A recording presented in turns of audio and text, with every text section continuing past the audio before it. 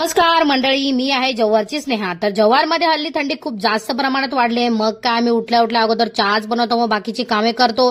रेवाला भयंकर ताप आला होता, तर तिला औषध वगैरे पाजून तिची झोपण्याची तयारी चालू होती. मी गेल्यानंतर लगेच ती दात काढायला लागली. नंतरला मी दुपारच्या स्वयंपाकाला लागली. तर मी आज बनवले होते व्हेज पुलाव. गरमागरम आमच्या सासूबाईंना वाढून दिले, कारण का त्यांना खूप भयंकर अशी भूक लागली होती. मग नंतरला आम्ही पण सर्वजण जेवलो.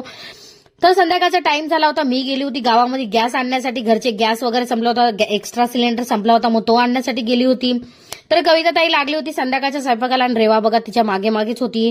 तर खालच्या बाजूला पब्लिक खूप प्रमाणात धावत जात होती. म्हटलं झालं काय, तर मी पण बघायला गेली. तर आमच्या एरियामध्ये भयंकर असे ऍक्सिडेंट झाले होते इथे.